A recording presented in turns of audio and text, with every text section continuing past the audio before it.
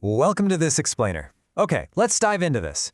Today, we're taking a close look at a pretty fascinating book called Semen Retention Miracle by Joseph Peterson. Now, Peterson presents a really bold thesis here.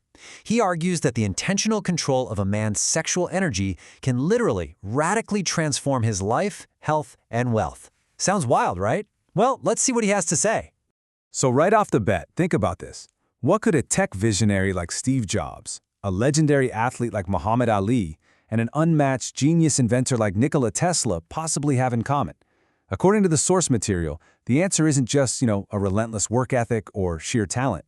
It's actually a hidden biological and energetic secret. The author argues that all of these massively successful historical figures actively practice the deliberate retention of their sexual energy to fuel those monumental achievements we know them for. To wrap our heads around how this works, the text points us to a really powerful concept from the famous self-help author Napoleon Hill. I'm going to read this quote directly from the book. He wrote that men often fail to succeed early in life because of, quote, their tendency to dissipate their energies through overindulgence in physical expression of the emotion of sex. The core idea here is that sexual desire is a massively potent driver of human action. It's an engine. When that energy is constantly, endlessly dissipated, it just leaves you drained. But when it's harnessed, well, according to the author, it becomes pure fuel for greatness. Section 1. The Biology of Semen, an Economy of Resources. Now, what's really interesting about this slide is how the author sets the stage for everything else. Peterson actually grounds these seemingly esoteric claims firmly in human biology. Before we get into any of the spiritual stuff, the text insists we have to look at the hard science of what semen actually is, and the profound physical cost of producing it. The author uses a great metaphor here. It takes a village to produce it. This isn't just some simple overnight bodily function. It literally starts on day one with complex hormone signaling from your brain's hypothalamus. From there, it takes a staggering 64 days for sperm cells to mature in the testes and up to 78 days to fully mature in the epididymis. Think about that. Your body is making a massive, nearly 3-month-long energetic time investment just to create this life-giving substance. And it's not just time we're talking about. It's a massive drain on your body's physical resources. The text breaks down this incredibly dense cocktail of vitamins and minerals required for the process.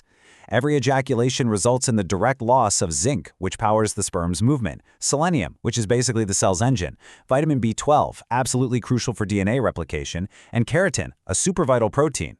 The author asks us to look at this from a pure economic perspective.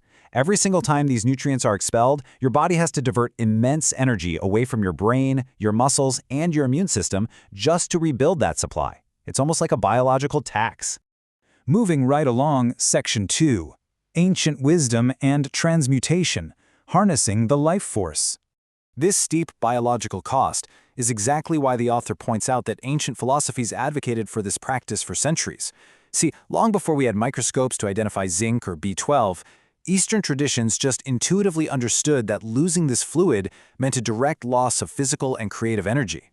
Which brings us to arguably the most crucial concept in the text, transmutation.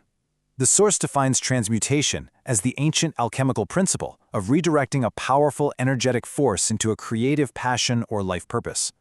The argument here is that sexual energy doesn't have to be repressed, and it definitely doesn't have to be wasted. Instead, by safely conserving your semen, that intense, fiery biological drive to procreate is actually redirected upward. It becomes the sheer motivation you use to build a business, create art, or push your absolute physical limits. And the source material points out some truly fascinating, undeniable parallels between different Eastern traditions when it comes to this energy. For instance, traditional Chinese medicine refers to the overall life force as qi and the concentrated essence found specifically in semen as jing. Basically, losing jing means losing your vitality. Now look at Indian Ayurvedic healing. They share a near-identical concept. They refer to the life force as prana and semen as virya, describing it as this hidden treasure that literally imparts color and vitality to your entire body and brain. It's pretty amazing to see two distinct traditions hit the nail on the head in the exact same way. All right, Section 3, the science of retention, measuring the benefits. Let's move to and see how this builds. Because the author doesn't just rely on ancient texts here, he actually backs these philosophies up with modern empirical science. Check this out, 145.7%. This highly specific and frankly dramatic figure is drawn from a modern study by Jiang and colleagues that's cited right in the text. Researchers monitored men during a period of abstinence and found that their baseline serum testosterone levels remained relatively stable until exactly day 7. On the 7th day of semen retention, testosterone just skyrocketed to a massive 145.7% of their baseline. No way, right? But that's exactly what the data showed. But hold on, it gets even more interesting. It's not just about having more testosterone just floating around in your bloodstream. The author highlights animal studies showing that frequent ejaculation actually lowers the number of androgen receptors in the brain. Now, these receptors are essentially the landing pads that allow your body to actually use the testosterone it produces. So abstaining doesn't just spike your hormone levels, it quite literally upgrades your brain's hardware so it can utilize that success hormone with maximum peak efficiency. Which brings us to Section 4, the path to success: physical, mental, and spiritual gains. So, you might be wondering, what does this biological upgrade actually look like in our day-to-day lives? Well, the source material details a wide array of purported benefits that stem from this practice, breaking them down into 3 distinct domains.